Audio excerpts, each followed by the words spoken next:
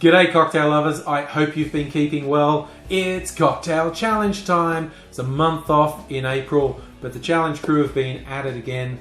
Vino from 60 Second Cocktails, Dave from Booze on the Rocks, Rob from Rob's Home Bar have set YouTube home bartenders a challenge which we're calling Flower Power. Flower Power 2021. So that's the hashtag if you want to see a bunch of really interesting and inventive cocktails with flower in the theme. Search that hashtag on YouTube.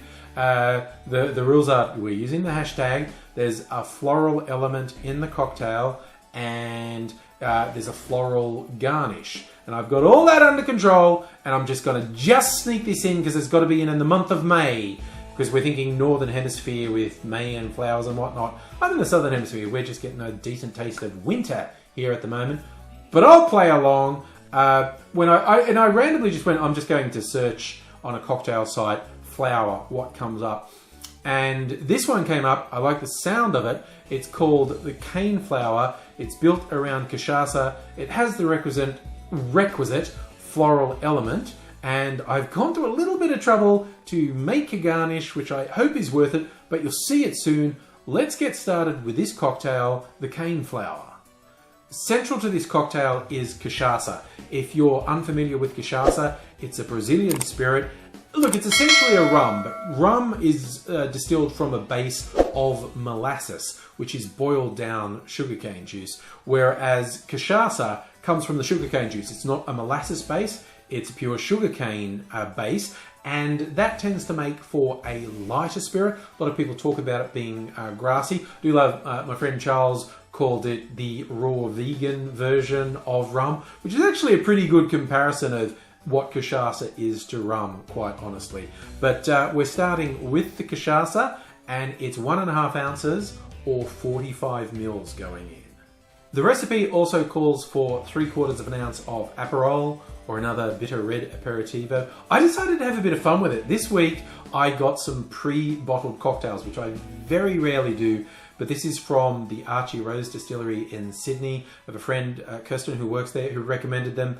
They sounded great, so I got a couple of them. This one is called the Negroni. It's a riff on the Negroni, obviously. It's quite smoky. It does have Campari, which anyone who knows me knows I think is sweat from the devil's butt crack, but it's toned down, and I thought for a laugh, instead of using Aperol, I'll have a little bit of fun. I'm going to do 3/4 of an ounce of this pre-mixed Negroni. The final touch is Elderflower liqueur. That's the floral element going with the Flower Power Challenge. I'm using Murray Brizard. Use whatever you have, and it's just 1/2 ounce, 15 mils of Elderflower liqueur.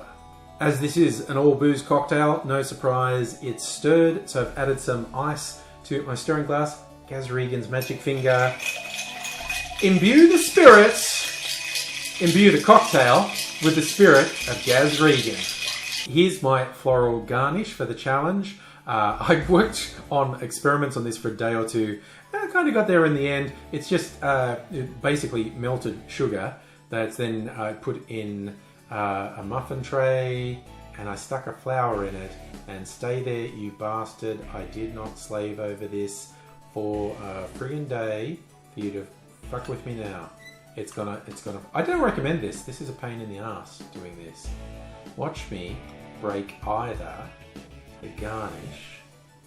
Oh my! Ah, no, it's there. All right, quickly, before it all goes to hell in a handbasket. It is an edible flower, by the way, so I'm not going to poison myself.